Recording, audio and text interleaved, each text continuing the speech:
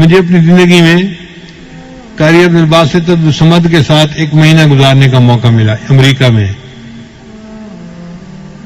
وہ قرآن مجید کی تلاوت کرتے تھے اور میں کبھی اردو کبھی انگلش اس سے متعلقہ کچھ بیان کر دیتا تھا.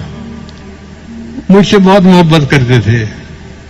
وہ میرا نام نہیں لیتے تھے, انہوں نے میرا نام رکھا ہوا تھا رجل صالح. ہمیشہ پوچھتے تھے این رجل صالح. نماز پڑھانے کا وقت آتا, میں انہیں کہتا جی کہ آپ نماز پڑھائیں. وہ کہتے یہ کیسے پاسبل ہے کہ آپ کی موجودگی میں نماز پڑھاؤں, آپ پڑھائیں گے. تو میں تو قرات نہیں جانتا صحیح طرح, لیکن بہرحال وہ میری غلطیوں پہ صبر کر لیتے تھے اور میں نماز پڑھا دیتا تھا. ان کے اندر میں نے ایک خوبی دیکھی, ہر وقت قرآن کی تلاوت کرتے رہتے تھے, ہر وقت. یعنی ہم لوگ تو رمضان میں وقت کا خیال کرتے ہیں نا کہ جی قرآن پڑھیں فارغ نہ بیٹھیں.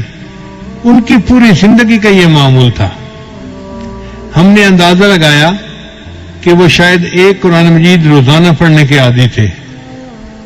ان کے بیٹے سے ہم نے پوچھا, اس نے کہا جی ابو تو ہر وقت بیٹھے قرآن پڑھ رہے ہوتے ہیں, امی کوئی بات پوچھتی ہے تو وہ تلاوت کو ایک جگہ روک کر جواب دیتے ہیں, پھر پڑھنا شروع کر دیتے ہیں. امی کہتی ہے ان سے تو بات کرنے کا مزہ ہی نہیں ہے, جواب ہی نہیں دیتے صحیح طریقہ سے. اور ان سے پوچھے تو وہ کہتے ہیں بھائی میں اللہ کا قرآن پڑھ رہا ہوں, مجھے باتیں کرنے کی ضرورت ہی کیا ہے, مجھے کوئی ضرورت نہیں باتیں کرنے کی. ہم دن رات کے کسی بھی حصے میں جب گئے ان کو ملنے کے لیے, ہم نے دیکھا کہ وہ بیٹھے قرآن پڑھ رہے ہیں. میں نے اپنی زندگی میں اتنا قرآن پاک پڑھتے بہت کم لوگوں کو دیکھا ہوگا.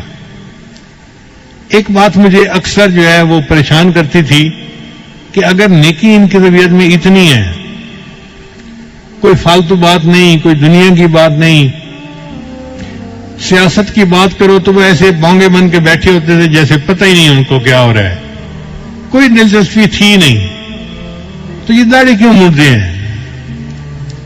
تو بعد میں انہوں نے کہا کہ علماء جو مصر کے ہیں ان کو ایک علمی مغالطہ ہے, وہ داڑھی کو سنت نہیں سمجھتے یا واجب نہیں سمجھتے جس طرح ہم سمجھتے ہیں. وہ سمجھتے ہیں کہ داڑھی اس لیے رکھی جاتی ہے کہ مرد اور عورت کے درمیان فرق ہو سکے, دیکھنے سے پتہ چلے یہ مرد ہے اور جس کی داڑھی نہیں یہ عورت ہے. چنانچہ مصر کے علماء کو آپ دیکھیں گے تو داڑھی اور مونچھ اکٹھی کبھی نہیں مونڈیں گے. کوئی عالم آپ کو ایسا نہیں ملے گا جو مونچھ بھی مونڈتا ہو اور داڑھی بھی مونڈتا ہو. وہ داڑھی مونڈیں گے تو مونچھ ضرور رکھیں گے, اور وہ کہتے ہیں کہ جی مونچھوں کے رکھنے سے پتہ چل جاتا ہے یہ عورت نہیں ہے, تو داڑھی کا مقصد پورا ہو گیا. شاید یہی مغالطہ علامہ اقبال کو بھی لگا ہوگا, ورنہ اس کے اندر تو ایمان بہت مضبوط تھا, لیکن داڑھی جو شیو کرتا تھا وہ اسی علم مغالطے کی وجہ سے کرتا ہوگا. اس لیے مصر میں جو مفتی اعظم ہوتا ہے وہ بھی داڑھی منڈا ہوتا ہے. تو یہ علمی مغالطہ ہے جو ان علماء کو لگا. ہمارے علماء کو اللہ تعالیٰ نے اس میں بہت صحیح جگہ پر پہنچایا, اور انہوں نے لکھا کہ داڑھی رکھنا تو واجب ہے, البتہ 1 مٹھ تک اس کو بڑھانا یہ سنت ہے, اور صحیح مسئلہ بھی یہی ہے. تو بہرحال ان کی ہم نے قرات مختلف موقعوں پہ سنی. ایک دفعہ ہم نے ایک جگہ کھانا کھایا تو ایک ہمارے دوست تھے, وہ قاری صاحب کو کہنے لگے کہ آج سورہ رحمان کی تلاوت سنائیں. ہمیں برا لگا کہ لوگ ایسے ہی فرمائشیں کر دیتے ہیں, پتہ نہیں دوسرے کی طبیعت بحال ہے یا نہیں, فریش ہونا بھی تو ضروری ہوتا ہے نا. لیکن قاری صاحب سنبھل کے بیٹھ گئے اور انہوں نے سورہ رحمان کی تلاوت کی اور دل خوش ہو گیا. کیا اللہ نے ان کو آواز عطا کی تھی. ہم تو پاس بیٹھ کے سنتے تھے نا ایسے. جو آپ کیسٹوں میں سنتے ہیں وہ ہم پریکٹیکلی ان کے پاس بیٹھ کے سنتے تھے.